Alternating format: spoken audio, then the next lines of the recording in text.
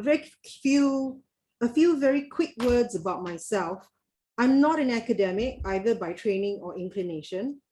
I'm a former civil servant, and I served in Singapore's Ministry of Foreign Affairs for many years before entering the private sector and working at IBM. Coming to MEI is almost full circle for me, as I was part of the team that set up the Middle East Directorate in MFA all those years ago and worked on the establishment of this institute. While I was writing my opening statement, I browsed a few websites just to see what common perceptions and word associations came up about the Middle East. More often than not, the association was negative. People associated the Middle East with crisis, terrorism, beheadings, instability, intolerance, and restrictions for minorities and women. In 2004, I was part of then Prime Minister Goh Chok Tong's delegation to Iran. There were only 2 women in the delegation at the time, one from MTI and one from MFA. I'd had to go up in advance with the protocol and PMO team. And before that, I'd been told over and over again that I had to wear a shapeless overcoat and keep my head covered at all times. Needless to say, I ignored the instruction about the shapeless overcoat, but I did carry the headscarf in my hand luggage. We arrived in Tehran and it surprised me. I felt as if I had entered an old world Southern European city. There was an air of vibrancy and breeziness. The women were beautiful. Their headscarves barely covered their heads. Their dress was conservative, but hardly shapeless. And they all wore Jackie O-style sunglasses. It was an eye-opening experience and threw many misconceptions out the window. Having said that, the Middle East is conservative, and there are pockets of instability across the region.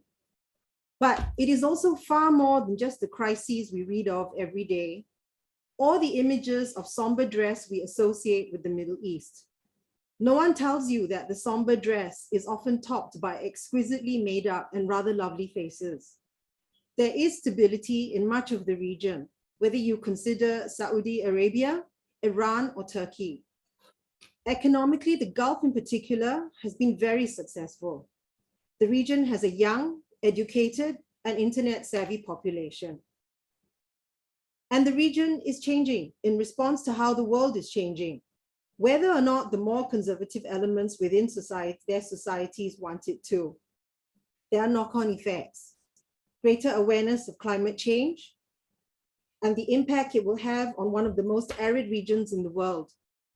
The realization that they must diversify economies away from an over-reliance on oil and gas, a desire among young people in the region for more job opportunities, and greater openness that would allow them to voice their opinions, dress as they like, and generally live lives without constraints. Let me start now with what the Middle East is. Geographically, we really ought to refer to it as West Asia, as the region includes not just the Arab states, but non-Arab states like Iran and Turkey. At MEI, we consider this region in 2 tiers, a northern tier and a southern tier. In the northern tier, we include Turkey, Iran, Iraq, Syria, Lebanon, Jordan, Israel, and North Africa. Iran and Turkey are old civilizations, Muslim but not Arab. Iraq, Syria, and Lebanon are struggling states. Jordan is the one monarchy in this tier, and then there is Israel, which for the most part is stable and economically successful. And yet Israel is undergoing remarkable social changes, with chasms opening between secular and ultra-Orthodox Israelis. In the southern tier, we speak primarily of the Gulf states.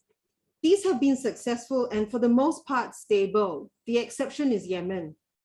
But the Gulf states are also undergoing changes, the most significant, in my view, being Saudi Arabia. The economic diversification that many of the Gulf states seek cannot come without some sort of social transformation and infrastructural changes. Flux is to be expected. My explanation of these tiers may seem a little simplistic, but this approach has given us better insights into how the Middle East is evolving and the challenges countries face domestically and regionally. Singapore can't ignore the Middle East, nor should we. In a world that is so connected, we in Southeast Asia are impacted by the Middle East and in turn have an impact on them. And we should recognize that the Middle East is both different and yet in some ways similar to us in Southeast Asia. Family, faith, and a conservative value system make both parts of our parts of the world quite similar. Across multi-ethnic and multi-religious Southeast Asia, the ties with the Middle East are old. Travelers from the Hadramaut in Yemen made the long journey across the Indian Ocean centuries ago, bringing with them religion, trade, culture, and learning. Along the way, they married local women and raised families with them. If you want a sense of what that must have been like, one of my favorite books is Travels with a Tangerine by Tim McIntosh Smith, where he replicated the travels of Ibn Battuta, a Moroccan scholar and explorer who traveled extensively in the 14th century and is said to have clocked more kilometers than either Admiral Zheng or Marco Polo. Here in Singapore, Arab Street is not called Arab Street for no reason. And the wonderful network of roads and little backways bear names like Muscat Street, Baghdad Street, Bussorah Street, to name a few. Several old families in Singapore trace their roots back to the Hadramaut. And yet for a long time, our interest in the Middle East was limited and focused only on a few countries. Egypt, because they had been one of the first to recognize Singapore's independence, and because they were in the 1960s, one of the leading lights in the non-aligned movement. And as a fledgling state, we needed all the support that we could muster. Saudi Arabia, primarily Jeddah, because of the Hajj and the Singapore Muslims who made the annual pilgrimage. Israel, which helped us to build our defenses in the early days of our independence, and with whom we continue to share close ties. Beyond defense, we have worked together with Israel in research and development and in startups, with both countries quickly becoming known as startup giants. Jump forward to today, and Singapore is represented in many countries in the Gulf and other parts of the Middle East. Then Prime Minister Goh Chok Tong started the process in the early 2000s of encouraging interest in and engagement with countries in the Middle East. Since then, ties have continued to grow and develop at the ground level. What has changed? For one, Singaporeans now know more about the Middle East, and they are much more adventurous.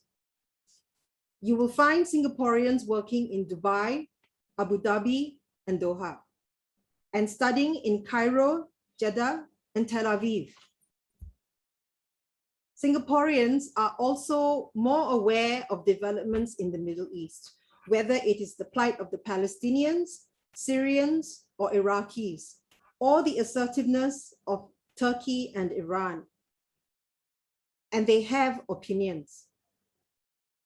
Multi-religious Singapore has a Muslim community who make the annual pilgrimage to Jeddah in Saudi Arabia and stay on to visit other parts of the region if they can. Moreover, as the custodian of the holy places, Saudi Arabia is influential in how many view their faith and the practice of their faith. Singapore businesses continue to view the Gulf with interest and to look for opportunities to pitch a tent and establish lasting business partnerships. For their part, Middle East countries look to Singapore with interest. They have learned from our successes, use their resources well, and are keen competitors. Hamad International Airport in Doha is now ranked the #1 airport in the world, having toppled Changi Airport's 8-year run as the world's #1.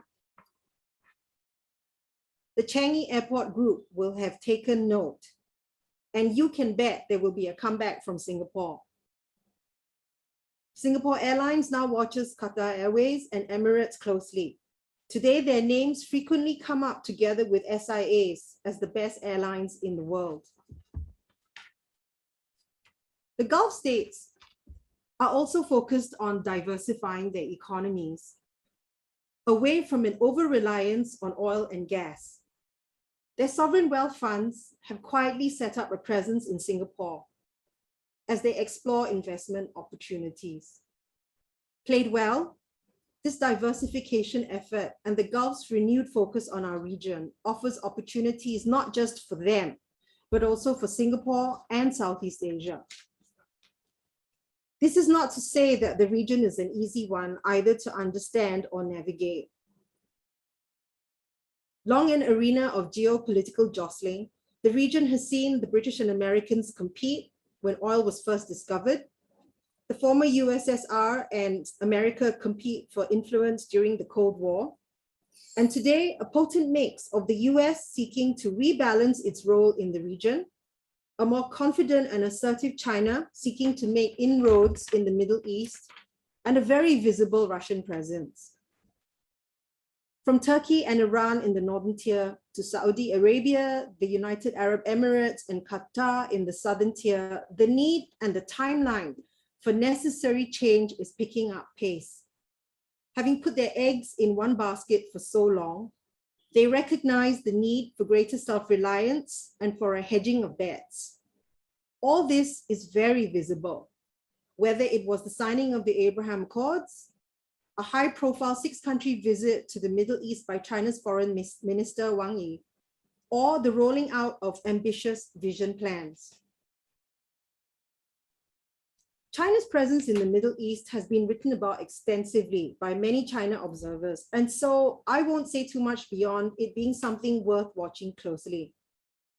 FM Wang's visit to Saudi Arabia, Turkey, Iran, the UAE, Oman, and Bahrain caught my eye in March this year.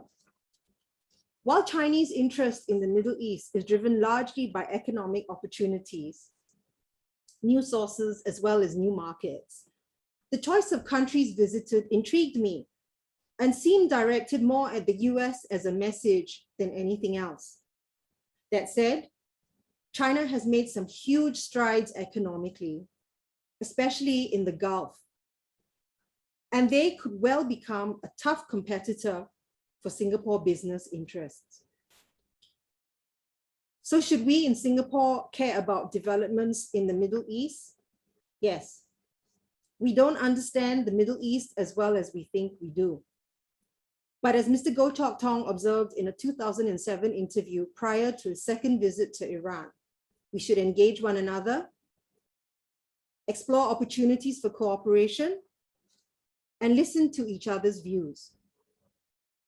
I could talk for a very long time about the Middle East as so much has happened, even through the ongoing COVID situation. And I have probably taken a very simple perspective on the region. But let me end here, make a pitch for our ME 101 series, and then open the floor to questions. As you know, today's session is a kickoff to our series, which will run to the end of November. There are 14 sessions in all, and we have tried to cover as many subjects as we could within this series.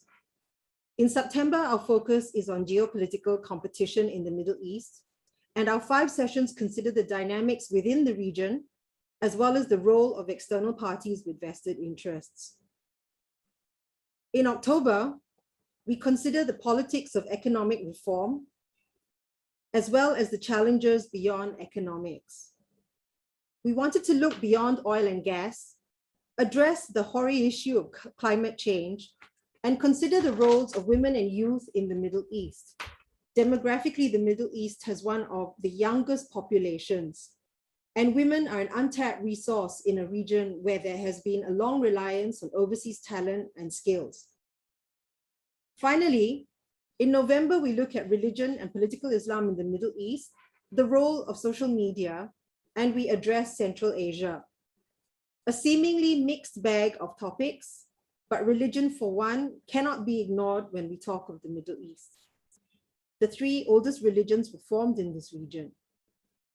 And it would be foolish of me to talk of a connected world and an internet-savvy youth population without us also addressing the impact of social media in what remains a very conservative society. I hope you will therefore stay the course and attend as many of these sessions as you can. The topics are as interesting as they are varied. Okay, let's take some questions. You'll have to direct your questions to the chat, to the MEI events team, and then they will route those to me. So, we've got quite a lot of time. I didn't want to say too much because I really wanted to give more time to questions. Think a little bit about what you want to ask, and then put your questions in the chat box. But I do have a couple of questions, which I'm going to kick off with. There was a question that talked about the Gulf, and I'll read it out to you all and I'll tell you what my response is. You have stressed quite a bit about the Gulf in your lecture, including competition. But how can Singapore compete against countries awash in petrodollars? You mentioned Hamad Airport. Qatar is tiny too, but hosts world-class museums, will stage the World Cup next year, among other things. So you talk about competing with countries that are awash in petrodollars. Let me just take a quick drink of water first. I don't think we have anything to fear in terms of competition from the Gulf. I think competition is not necessarily a bad thing. In fact, I think it is a good thing. As a Singaporean, my pride is hurt that Hamad International Airport has managed to knock us off the #1 position, Changi Airport from the #1 position when we've had 8 years where we've held that #1 position. But I can tell you that we will come back and, we will compete to get back that #1 position. I don't think you necessarily need to have deep pockets to be competitive and to adapt. If you look at the Gulf states, yes, they are awash in petrodollars, and yes, they do use a lot of the money that they have earned, that revenue, in order to develop their country. But I'd also say that they recognize that they need to diversify away from oil and gas. The pockets are deep, but they're not infinite. I would also say that in terms of how we can compete against them, Singapore started with very little, if not nothing. We've worked very, very hard to get to where we are. We had help along the way from organizations like the UN Development Program, to whom we will always be appreciative of what they did for us to help us get our start. I remember that the late Lee Kuan Yew, whenever he went to the Netherlands, would always make sure that he visited Dr. Albert Winsemius, who was from the UNDP and really played a very crucial role in helping us in terms of our development. Grit has got us to where we are, but we also have one very valuable resource, which is our human resource.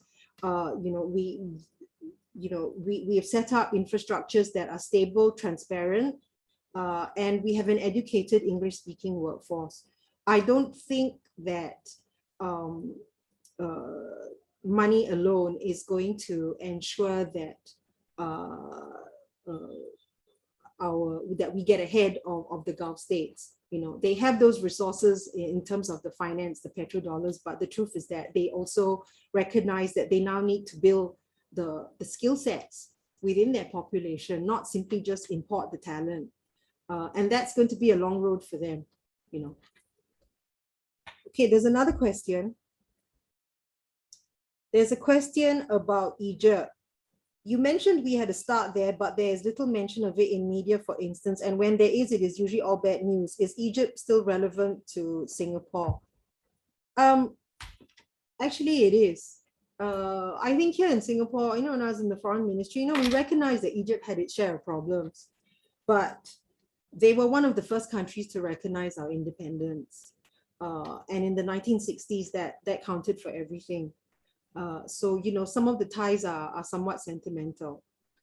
I think that's how we also tend to view the Commonwealth. You know, there's a certain amount of sentimentality towards it. And that is an appreciation. I think you have to appreciate these countries, no matter what they are going through now, or that for what they did for us when we were starting out at separation and when we became an independent state. Yeah. Is Egypt still relevant to us? It is. Al-Azhar University in Cairo is the oldest center of learning for religious scholars. And many Singaporeans do go there to study. And I think that makes them important to us and relevant. And I don't think that it's going to change anytime soon. Yeah. Okay, I've got another question. I've got a question from Edwina Shadid. Are there any reasons why Singapore should pay attention to Central Asia? Yes, there actually are reasons for it. While it doesn't really, it's not technically the Middle East, which is, you know, an artificial term. I think you need to, we look at Central Asia, and this is something that has been growing for us in the Middle East. We've had these long debates and discussions. Should we be looking at the Central Asian republics? Are they relevant to us? Because they're really not West Asia, they're Central Asia. But they are an arena where you can see Turkey and Iran both seeking to influence. The Russians have never really left that part of the world, although most of the Central Asian republics use them, treat them with some suspicion. There's also a lot of potential in the Central Asian republics. I think you cannot ignore them if you are to look at them in terms of the economics and the international economy. They are keen to be plugged in.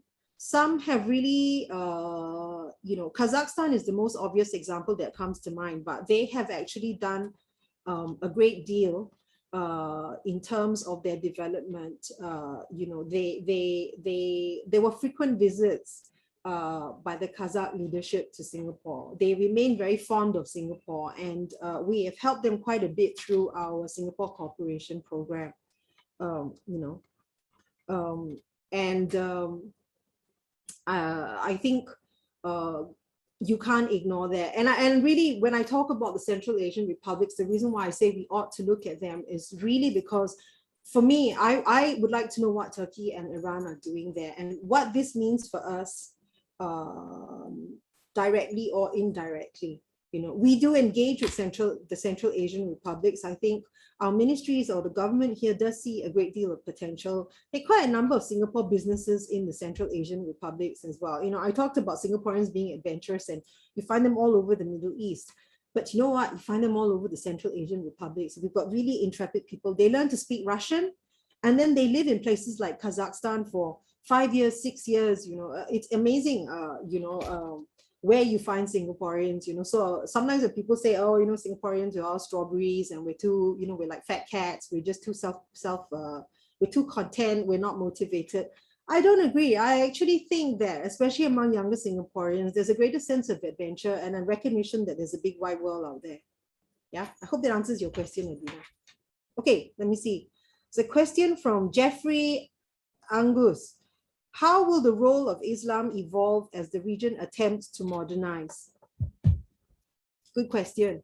If you ask me, I look at it and I think one of the things you see is that I talked about the fact that there's a recognition that the countries in the Middle East, and you see this particularly in the Gulf. Now, let me just talk about Saudi Arabia. I think they're probably the best example. Saudi Arabia recognizes it must diversify away from oil and gas, okay? But to diversify, it therefore needs to look at its infrastructure, and it needs to look at its workforce, right? And thus it needs to so-called modernize. Now, in looking at a workforce, you must look at a workforce that encompasses both males and females, right?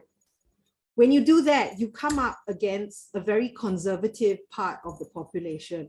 It's not simply the clergy, you know, or the religious. I think older Saudis are also very conservative. You know, I recall a couple of years ago at one of our conferences, we had a speaker from Saudi Arabia. You know, he was a very interesting man. He was, but he shocked me because he openly said, you know, women don't want to drive in Saudi Arabia. They don't support the move to drive in Saudi Arabia. And I thought, how is this possible?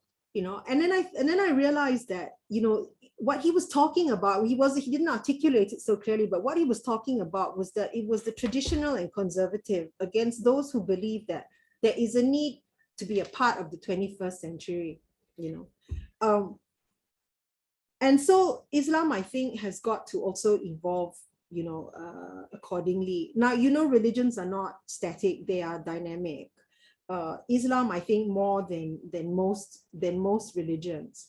You know, I'm Catholic, and you know, we have a head of the church, which is the Pope, who is in the Vatican, in Italy, in Rome, and everything is rather structured, and it's very clearly defined. You know, whereas with Islam, there has always been you know, a little bit more acceptance, but there's also been very conservative elements, you know. And I think that as countries in the Middle East start to push against the sort of traditional tribal way of doing things, and start to try to move their countries, their societies and their economies, you know, more into the 21st century, more diversified, less dependent on just one resource or another, and therefore, you know, held hostage to the market forces. I think you will see that there will be these tensions and there will be this jostling. What I hope is that it doesn't lead to some of the terrible disruptions that we have seen in some of the other states across the Middle East.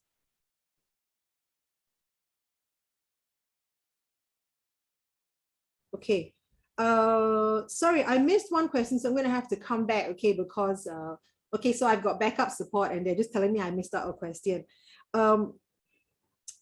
Muhammad Rashid, you asked, will PM lease offered to the US for the use of the RSAF's MRTT aircraft for the Afghanistan evacuation expose Singapore to more terror threats?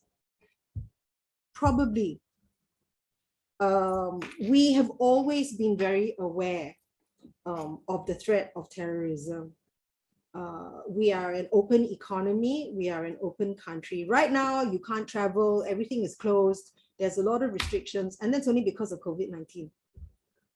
If you think back to 2019, you remember that we were very, very open, and that you know, people came and went. And that always brings with it certain risks. One of the things that we look at the Institute is how ideas flow. You know, how ideas flow. I don't want to talk about terrorism because that really is something that the Rajaratnam School looks at more closely, but you know, that is a reality. I think that the majority of individuals who have some religious belief, and I talk about this across the faiths, right, are moderate and they want to live peacefully. You will always get the extreme elements, and you see this across a lot of the religions. I think the offer to the Americans to help out in Afghanistan, yes, there will be those who will not agree with what we have done, who believe that basically we are supporting the great Satan, you know. But let's be realistic about Singapore. We're a small country. We do live in a we live in a region where it can be things get rather testy, and that's putting it politely. We, as a small country, also have a very fine balancing act that we have to manage. You know, the offer was made, I think, for humanitarian reasons. Does it open us to risks? Yes.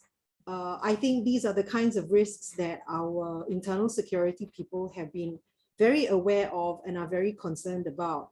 So you do know that I think a couple of weeks ago, there was an article that, our intelligence agencies did say that they're worried about the US withdrawal and the speed at which the Taliban was taking back Afghanistan. Meant that there was always going to be that they'd have to be more alert and more aware of the risk in terms of terrorism and possible terrorist attacks here. I hope it never happens in Singapore. I really don't want to see something like that happen. But we're small, we're open, and we can be quite exposed. And sometimes you just can't prepare for everything. Yeah, I hope that answers your question, Rashid.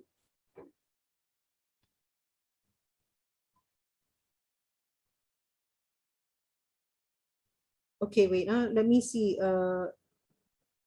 Is there a difference between the use of Arab Gulf, Persian Gulf, and the Middle East, both in how Singapore sees the region and how they view themselves? This question came from Celine Lowe.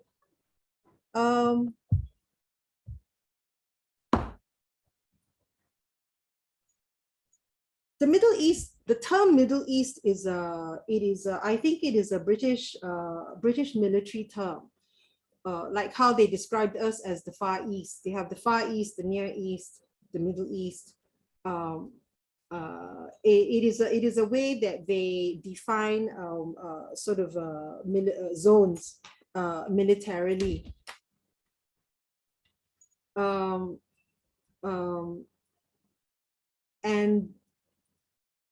I don't find it an accurate explanation. The Persian Gulf, is geographical.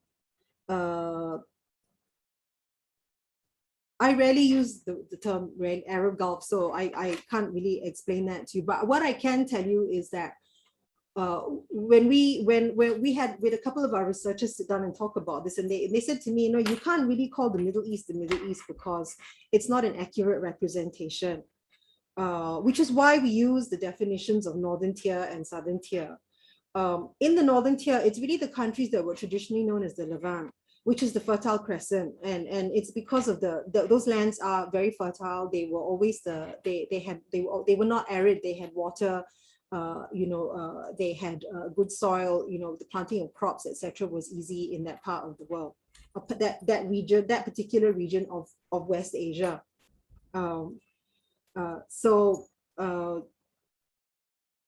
I don't really like using Persian Gulf and Arab Gulf, and they are sometimes disputed or contested terms. We here in the Middle East Institute, we tried to pick something that was more neutral. So we looked at Northern Tier, Southern Tier. It gives us an easier way to analyze it. It also allows us to bring in countries like Turkey and Iran, who were never considered part of the Middle East, which really was used to define all the Arab states, and that neither Iran nor Turkey are Arab, and they are also very old civilizations. Turkey was the Ottoman Empire, and the Iranians were the Persian civilization. And so, using Northern and Southern Tier allows us to better define that. And precisely, you brought up all these different terms. It's very confusing. How do you decide which is the most accurate term to use? There isn't. Even using Northern Tier, Southern Tier, sometimes it can be a little bit clunky because you then have to explain who are the countries that fall within Northern, who are the ones that fall within Southern. We use very geographical sort of divisions, But when you talk about Southern Tier, you really are looking at the countries that are part of the Gulf.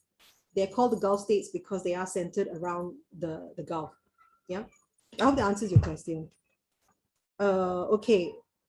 I've just been reminded that, I talked about Afghanistan in response to you, Rasid, about the humanitarian, that it was humanitarian.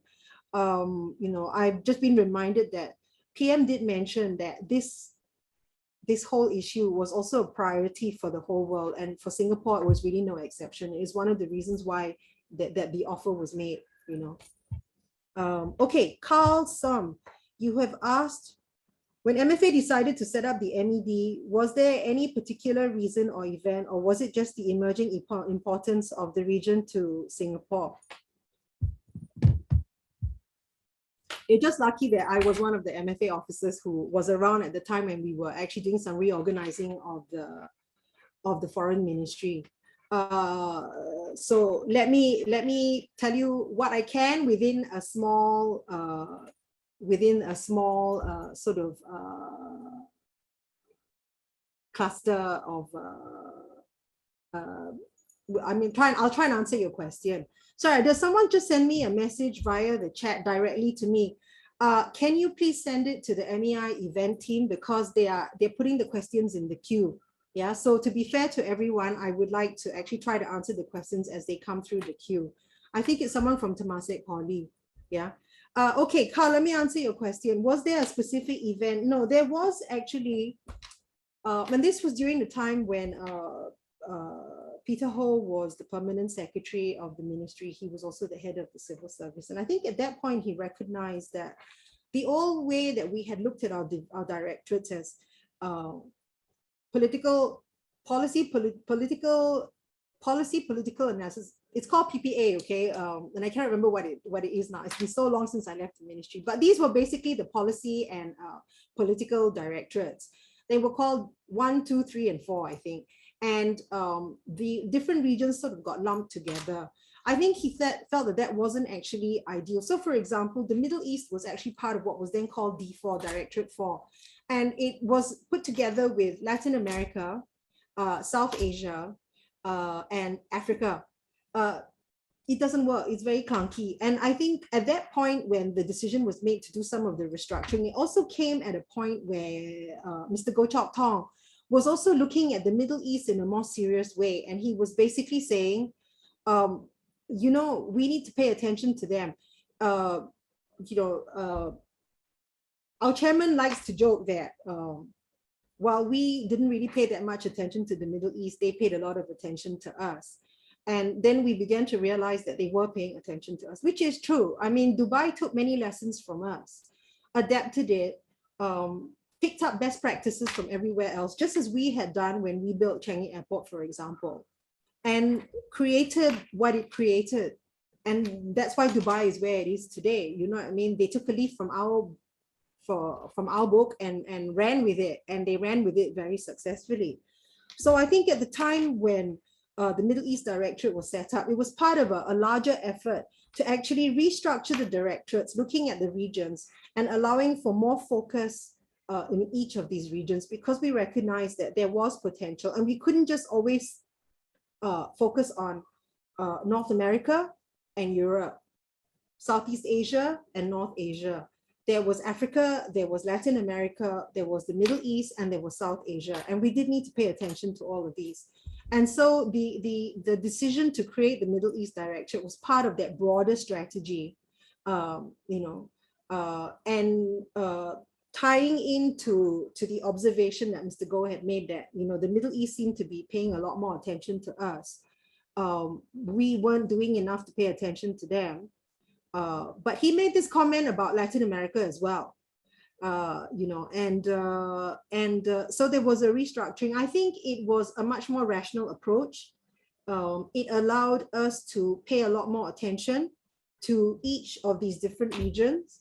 And it allowed us also to work across agencies more effectively, because if you look at the Trade Ministry and its statutory boards, and if you will see that they were much more geographical than we were originally, in part because the ministry at that time was very small. It's a larger ministry now. It's still one of the smallest ministries around, but it is larger than it used to be, because I think there was a recognition that you needed to give a little bit more focus to more regions, not just look at the few. I mean, in the early days, necessity meant that we focused only on a few, but I think as we found our feet in the world and as we grew in confidence and became much more successful, it was good for us to actually look at where we could expand, the markets that we could go into, the relationships that we could develop.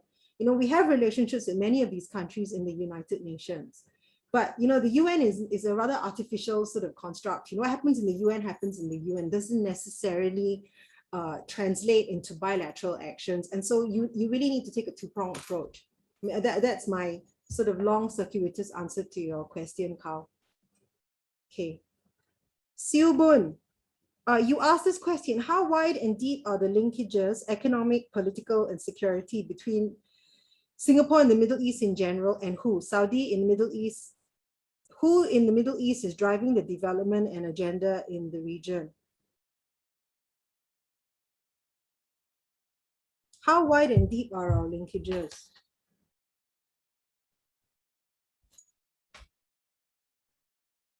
It really depends on the country. We really can do a lot more.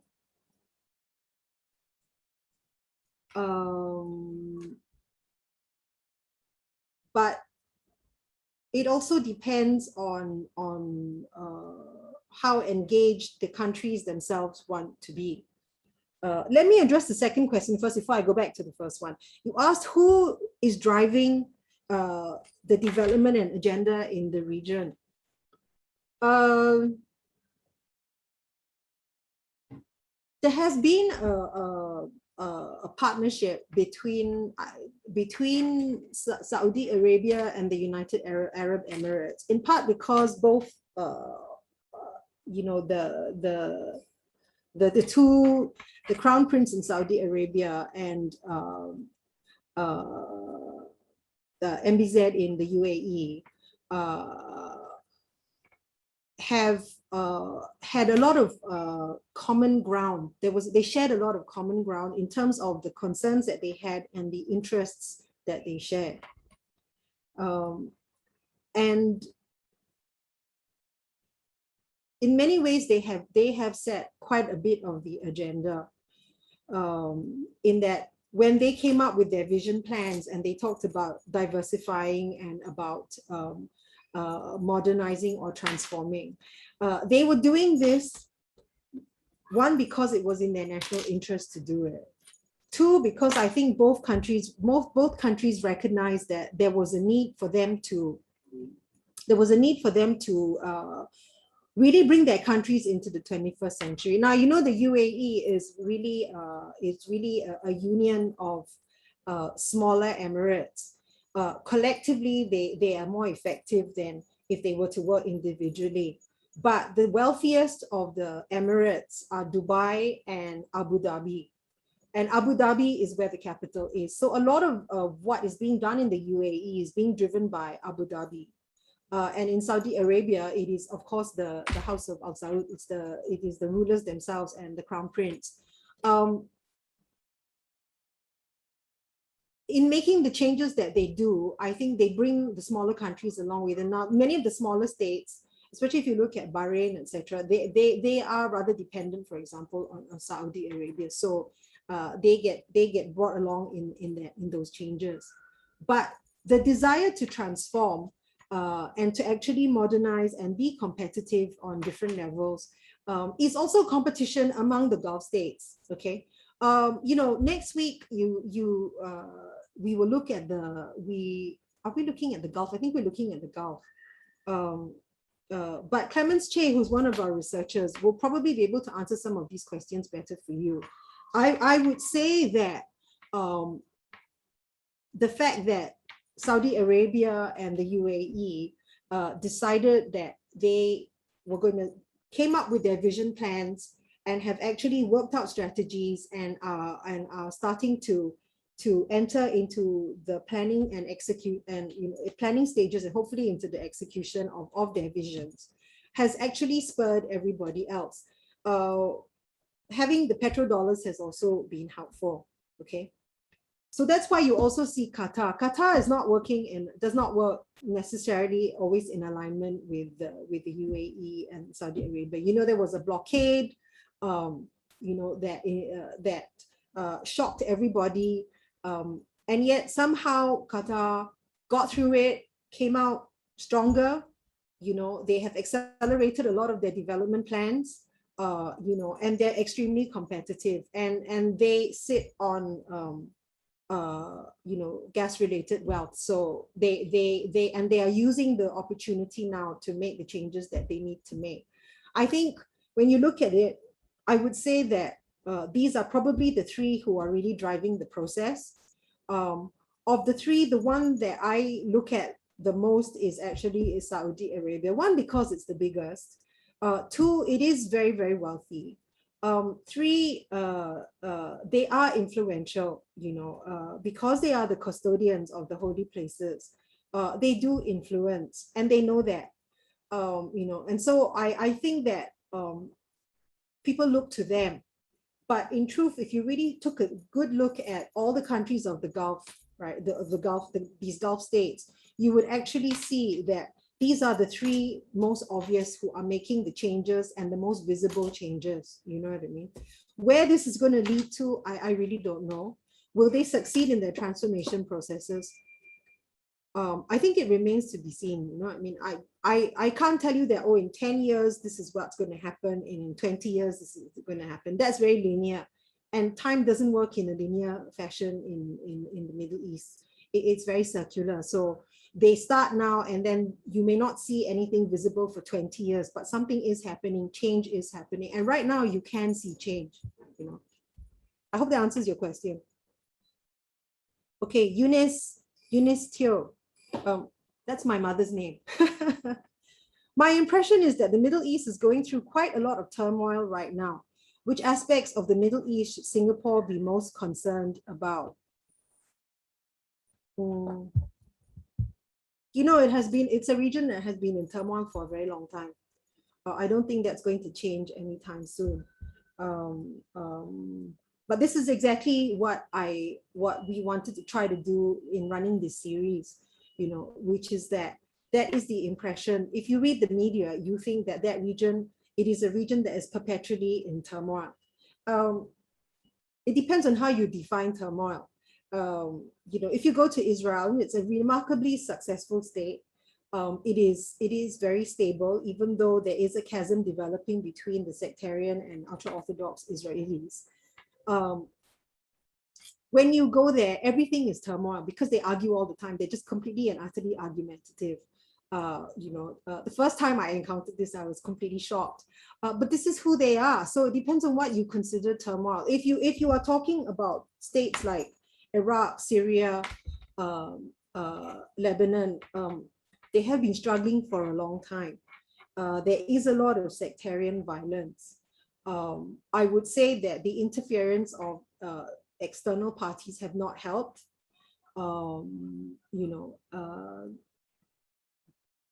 But the problems are the problems of that region. There's not a lot that we can do in Singapore. You can offer assistance through humanitarian aid agencies, but it is tough, and it is while we do look at them with concern. I think the countries that I think here in Singapore, and you probably see this with many of the Southeast Asian countries, the ones that they're really looking at are the Gulf states. Is there turmoil there? Is there instability there? And actually there isn't. The Gulf states are very, very, very stable. 2 years ago, I went to Doha for the Doha Forum. It was my first visit to Qatar, I'm ashamed to say. In the time I was in MFA, I never got a chance to travel to Qatar. So I actually got a chance to go a couple of years ago. And Doha surprised me. You could walk around quite freely. There were people walking at the seafront, on the boardwalk, families out, it was very peaceful. I have not been to Saudi Arabia. When I was in the ministry, it was a little bit trickier to do that. But I think I think it was also 2 years ago. A colleague of mine and our chairman actually traveled to Saudi Arabia. And, I caught up with our chairman after he came back from the Middle East, and he was telling me about Saudi Arabia. He was my old boss in the ministry, and he was telling me about Saudi Arabia, and I was really very surprised. And he looked at me and he said, maybe you should make a trip to Saudi Arabia, because, he said, things are really changing. I mean, it's still very conservative, but you will probably not find it as difficult. You might find it frustrating, but perhaps not as difficult as we all believe that it is. So, there's a certain stereotypical view, and that is changing. And I think it's only fair that we give them their due benefit. Is there anyone else that we should be concerned about? I don't really think so. I think that if you look at Turkey and Iran, they are stable. They have their own domestic issues, but they are stable. We do have bilateral relationships with both these countries. It might be anathema to many of the Gulf states, but we do have relationships with them, and I think it is the right approach to take. May not necessarily agree with the way they do things or the positions that they take, but the reality of international relations is that it is often shared interests that bring you together. And when those interests are not shared and your paths diverge, then you disagree. It is what it is. Yeah. Okay, let me go on to the next question. Chua Ziguan, are there sectors where the Middle East countries have a natural competitive advantage as they attempt to diversify their economies? My hints: air, sea, hub status, tourism, ability to attract foreign talent, and rich. Well, they're very wealthy, especially in the Gulf, but they don't have infinite dollars and they know it. So they need to think about how they want to do this. Now, they have social compacts with their own populations. And sometimes these social compacts have to change, but it is also not easy for the populations. I mean, they have young people who want to work, there are no jobs. There are women who want the right to drive, and it has been begrudgingly given to them. I mean, I know when it was announced that in Saudi Arabia, they were allowing women to drive, a lot of countries in the West sort of poo-pooed it and said, it's not enough, you can do more. I realized subsequently that it was a big deal in Saudi Arabia. They were even more conservative than I had thought they were. And allowing women to drive was a huge step forward for them. I hope that they continue in that direction. In terms of the hub status, Dubai and Doha are actually in quite a good position in terms of their geography. So they're pretty competitive, because if you look at where they're located and the fifth freedom rights that they grant, they are given, that allow them to fly into Europe, into North America, and even down to and then to Asia, that makes them pretty competitive.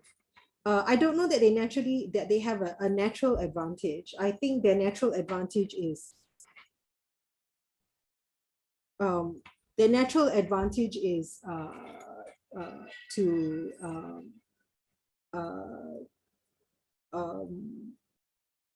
okay, I've lost my train of thought. Their natural advantage is the location that they are at.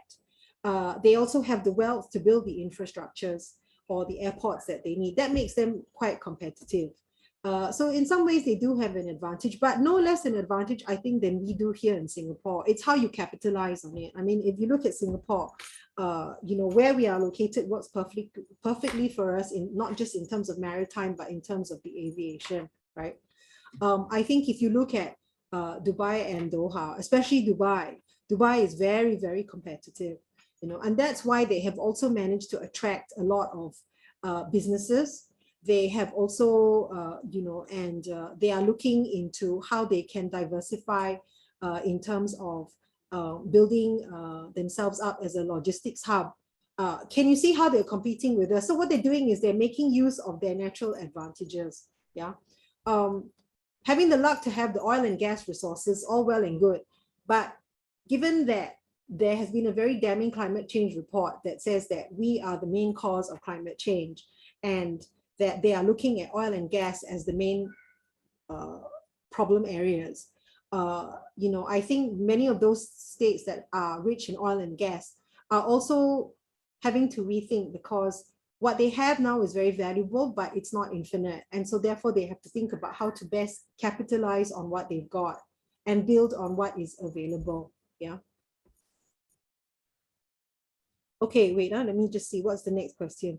You mentioned climate change. Okay, this is from Pritiba. I hope I pronounced your name correctly. Pritiba. You mentioned climate change in your speech earlier.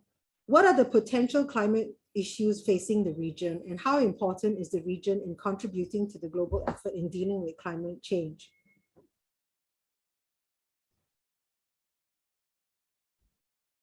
Okay.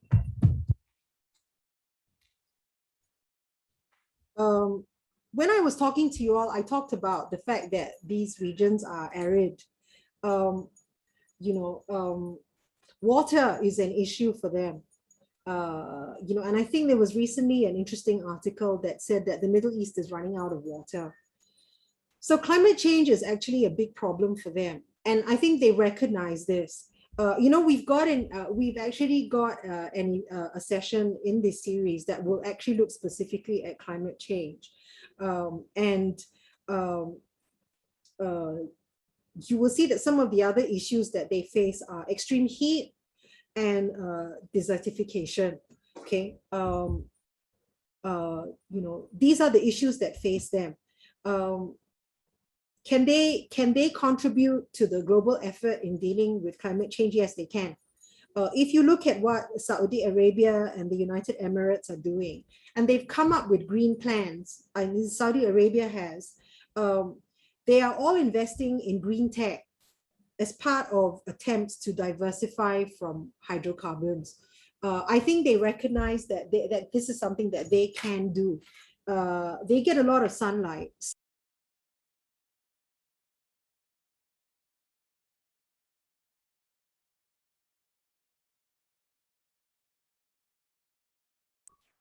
Sorry, I got muted by accident. Okay, I hope you all can hear me now.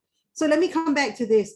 I think you need to look at the Saudi Arabia and the UAE because they are investing in green technology and they're investing in a big way. They've come up with green plans. They have a clear vision and they've got clear sort of dates that they would like to actually achieve some of the goals that they want in terms of being greener, and the green tab. It's part of their effort to diversify from hydrocarbons. They have the money to invest in this technology. It's very expensive at this point. So you have to be fairly wealthy to be able to invest in it. If it takes off and they are successful, it means that they have a revenue source.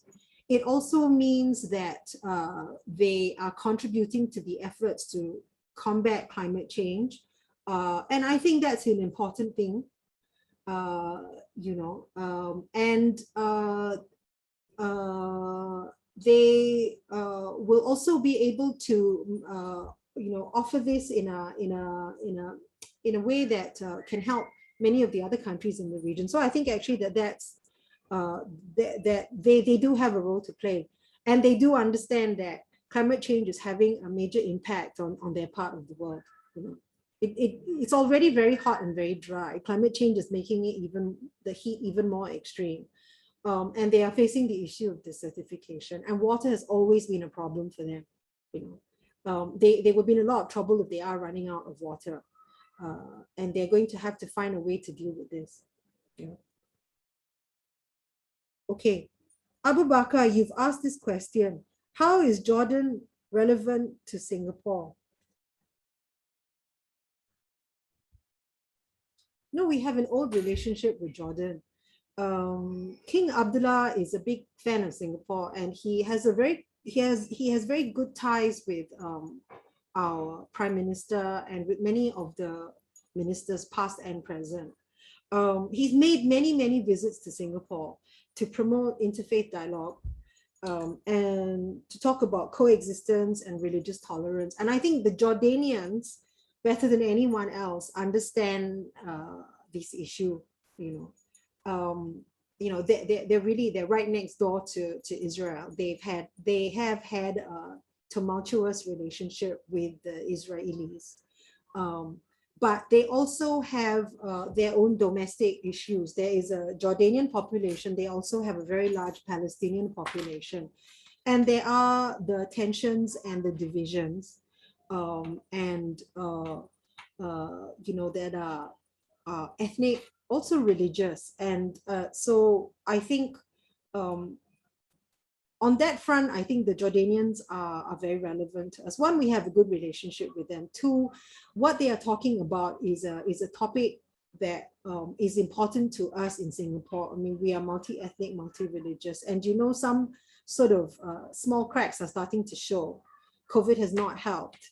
And you know, more than ever, the need to find that common space where various races and religions can coexist peacefully with one another is important. We've been very, very lucky in Singapore, but you know, we can't take it for granted. So I think in that sense, the Jordan is relevant to us. And we continue to do quite a lot with them. You know, they were also one of the first countries that we opened our Singapore Cooperation Program to. I think we provided a training program to them jointly with the Japanese. It was quite a successful program. And I think the Jordanians themselves found it pretty helpful. So, you know, so that's my response, that yes, they are important to us. Let's see if there's any other questions. Okay, wait. Alfin Fabrian Basundoro, you have a question. As Saudi Arabia and Iran continue to have a fractious relationship, how can Singapore maintain a good relationship with both countries? With great difficulty. I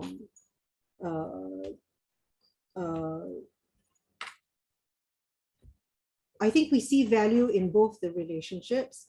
You know, at the beginning of my speech, I talked about how one of the three countries that we paid attention to is Saudi Arabia, and it was because of Jeddah and the Hajj, because of our Muslim population who would make the annual pilgrimage, etc. But you know, that relationship has moved beyond that. We have a post in Riyadh. We have an ambassador there. Sending an ambassador and setting up an embassy is a big deal in terms of international relations and how you view a particular country.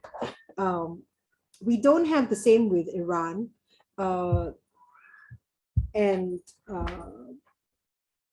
Mainly because there are many more Singaporeans who go to Saudi Arabia. So, you know, we also have to be a little bit practical. The Iranians not too happy about this. They would like for us to set up an embassy in Tehran. I remember that there was always this long discussion about it. For now, we have a non-resident ambassador to Iran. We listen to both sides. Both sides are not very happy that we have a relationship with the other country. And we have always taken a very practical approach, which is that as a sovereign state, we have the right to have relationships with whom we choose to have relationships with. And we chose to have relationships with both Iran and Saudi Arabia because with both we see opportunities for cooperating. But there are difficulties, you know. I mean, with Iran, it's easier said than done. There are so many sanctions imposed on them that at this point, the relationship has not moved forward, even though we recognize that, you know, they do have a talented population and they do have something to offer. So the short answer to your question is that maintaining the balance between the two is not easy. Small countries inevitably come under some kind of pressure, but I don't think it's just the small countries. Any countries who get caught in that, face some difficulties. And I don't think that it's just confined to Saudi Arabia and Iran in the Middle East. Okay, June, could and should Singapore be more involved in peace and resolution of conflicts in the Middle East? Why? What could we offer? You know, some of these conflicts, there may be no easy answer to them. You know, if you talk about, because if the main players are not willing to come to the table and have a discussion, it's difficult enough for the countries within that region to try to help them resolve their problems, let alone an outside country like Singapore. you know.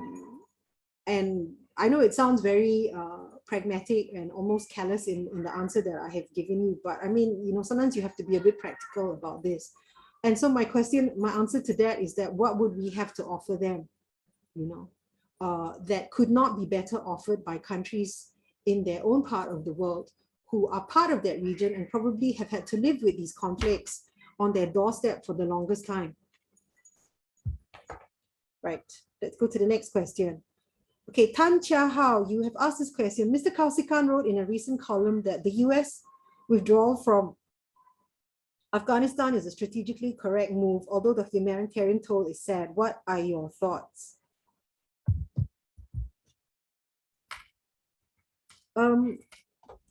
I have the same view.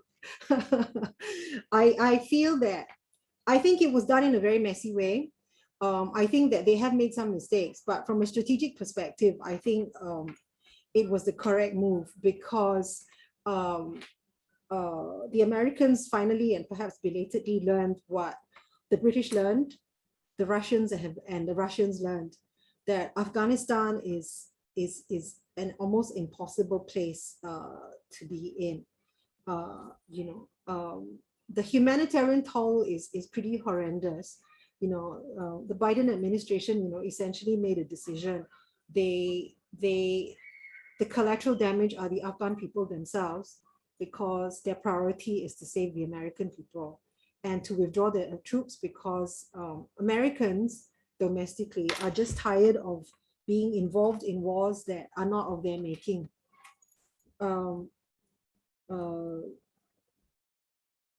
And if you were to look at Afghanistan, I mean, my question is, what is the strategic imperative for the Americans to be there? And I'm not sure that I see one. So I think, therefore, the decision now, and I think the chairman described it as cutting the Gordian knot, which is, a rather dramatic action, which is what they have done. I think there may not be no right way. There would have been no right way for the US to withdraw from Afghanistan. And it's, and so we are faced with this terrible situation that we now have. I'm not sure I necessarily agree with the way the Americans did it, but I can understand the strategic imperative for doing it, and I think on that basis it probably was the correct move for them. Okay, Keith, can social change occur in the Middle East given its highly religious and conservative culture?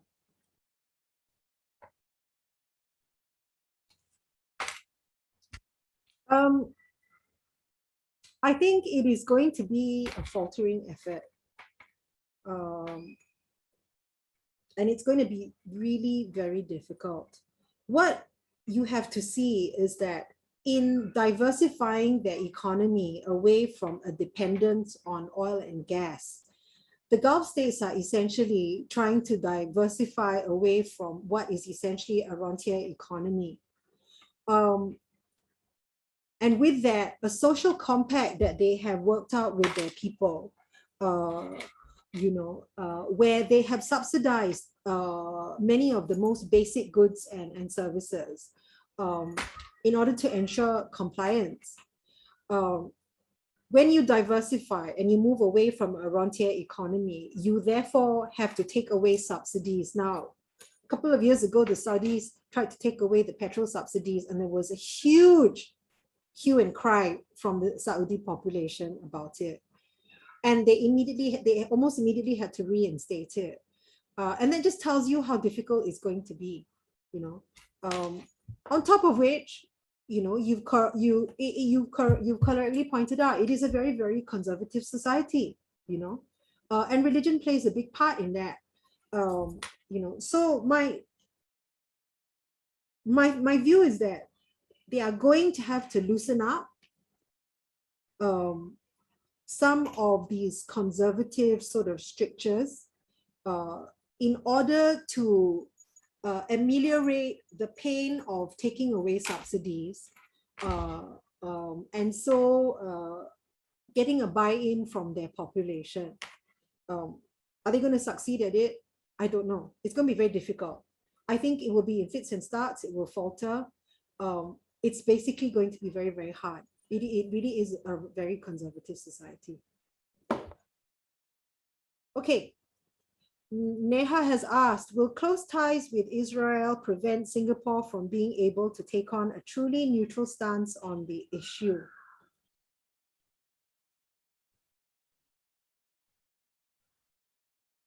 You know, Singapore has actually supported almost every UN resolution in favor of the Palestinians.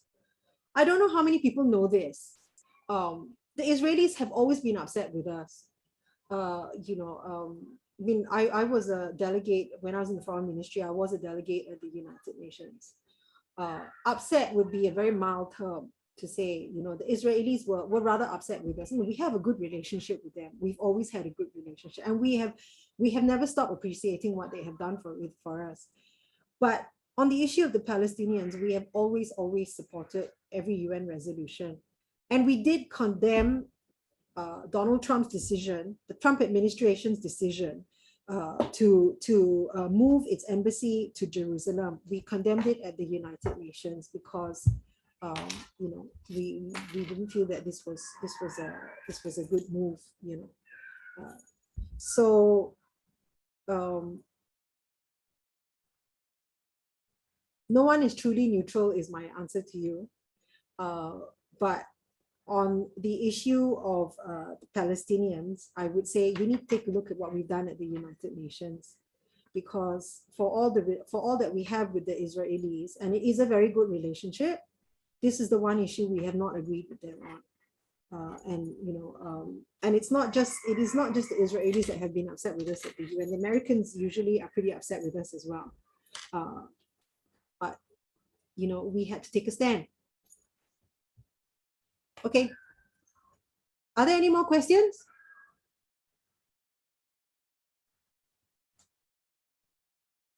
Okay, let me look at this question. I do not, okay, oh wait. Okay, Zaid Ahmed, you've asked, can Singapore and Qatar work more closely together given the similarities between both, such as being small states surrounded by big countries?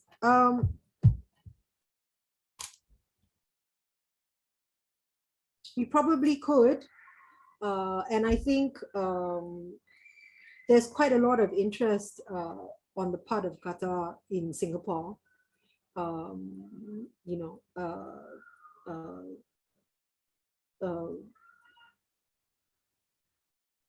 and I think the leadership recognizes that. I mean, they did learn many lessons from us. I think, you know, when the blockade occurred, there was a visit here by the Qatari Foreign Minister and Deputy Prime Minister. He came to deliver our SR Nathan lecture that particular year, and I think it was 2019. We had a smaller meeting with him after he delivered his statement. I have to say he was very impressive. He was very thoughtful. He asked the questions that he knew we could give him the answers to, because we were also a small state. We are surrounded by larger states. You know, the Singaporeans in the audience will know that we have had a fraught relationship since independence, both with Malaysia and Indonesia. You know, we have been variously described as red dot, postage stamp, you know, and so I think the Qataris recognize this, and you know, there's much that they've asked us many questions. We could probably continue to work closely together. On our part, there's much that we can also learn from them. I'm very impressed by how the Qataris have actually been able to stabilize their food security. You know, they moved very quickly. They found the resources that they needed, and they were nimble, they were resourceful, and they were very clever in the way that they did things. I was very impressed by that. But it shouldn't have surprised me, you know, because when I was in Doha, you listen to a lot of their younger leaders talk. These guys they speak English fluently. They take questions. They don't take pre-prepared questions. They take questions from the floor, and they answer immediately. And they give very thoughtful answers, thoughtful and articulate answers. So can we do more with them? I think we can. Of course, I have a vested interest. I mean, I'd like to actually go and visit Doha because they have some world-class museums that I've not had a chance to see all of them, and I'd like to go back and see them again. So who knows, But yes, there are opportunities for us to work more closely together. Thank you for that question. Okay. Thomas Tan, you've asked 2 questions. Let me answer the first question. What's the likelihood of other ASEAN countries giving diplomatic recognition to Israel?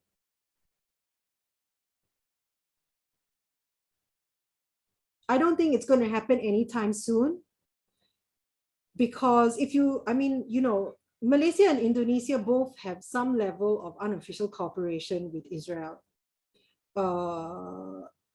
But they also have domestic politics that they have to deal with. And I think that's going to get in the way. I don't think the diplomatic recognition will come anytime soon, but I'm quite sure that behind the scenes, there's a lot of action. The second question, will engagement with the different Middle East stakeholders, the governments, the business elites, the academia, the defense community, make more sense if it is approached from an ASEAN whole or one-to-one by each country? This is an ASEAN existential question that we have asked for decades, and I think there will be some issues where it probably makes more sense if we were to work as a grouping, as ASEAN. Convincing the other ASEAN members is another story, whether or not they will agree with that. But there are other issues where I think working on a bilateral basis is probably much more effective, because the Southeast Asian countries are really quite different from one another. And the links will be really quite different, and the approaches. And I suspect that on the economics and finance side of the house, none of these countries are going to want to band together collectively. What they'd rather do is try to get the best deals that they can get bilaterally. So I think it really depends on the issue, and where it would be more effective to work as ASEAN collectively, and where it might actually work better if we were to do it on a bilateral basis.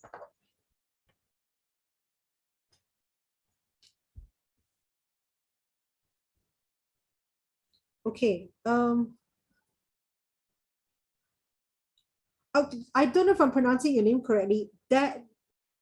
Okay, this is probably going to be the last question because we've only got a few minutes.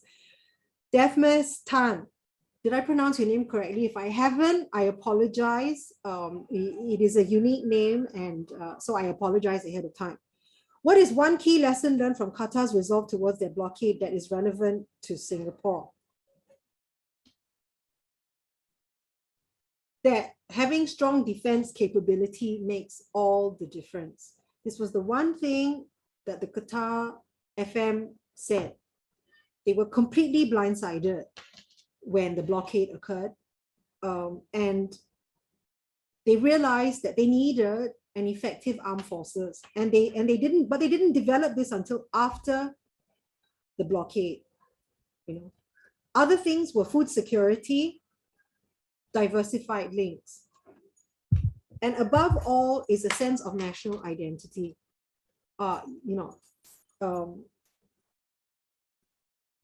I think these are the things that when we looked at the Qatar blockade, we came back and we took a look at what we were doing as a country.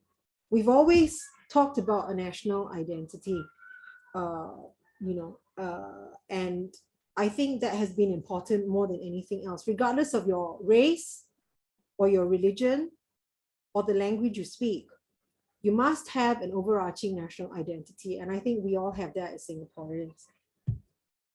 The second thing that we learned looking at the Qatar blockade was that the decision in 1965-66 to build up our armed forces and the help that we got from the Israelis was the correct strategy to have taken. because, I can tell you that as a former diplomat, the fact that we had very strong military capability, and Jane's Defense always raves about Singapore's integrated forces, has always helped us be taken seriously. Quite apart from the fact that we're economically successful, we also have quite an effective military, and I hope it stays that way because that has helped. Of course, you'll always get sniping from different ASEAN countries who shall remain nameless, but you know who they are, who snipe at us about why we spend so much money on our defense, that this is a peaceful region and we have peaceful neighbors, and therefore we are wasting our money in building up this defense capability. Well, to each his own, right? So those are a couple of the things that we learned. I think the food security was the thing that I think got everybody's attention, because the Qataris were very, very quick to actually secure and diversify. And we learned from that, during the pandemic, especially last year when the global supply chain started getting cut off. There was a lot of discussion about this, I mean, you could see the ministers constantly talking about this. And I think behind the scenes, they continue to talk about this, about securing the supply chains, stabilizing them, diversifying them so that you always have the supply coming in. If you are a country that has no natural resources, then this is something that you really need to think about. So if I look at Qatar, I'd say these were some of the key lessons. Let me conclude in saying something that Lee Kuan Yew once said. He has said many, many things. Some, people really disagree with. Even I have disagreed with some things. But the one thing he always said from the start, he's very consistent about this. Defense is the policy for which everything else must bend at the knee. I think that is a very true statement. No one is going to protect you. No one is going to fight for your interests. You need to protect yourself. You need to build your own defenses. You need to protect your own interests. And then it comes down to your national identity. Do you feel a sense of identity and connection to the country in which you live, that you were born and raised in? And I think that's the very critical thing. Okay.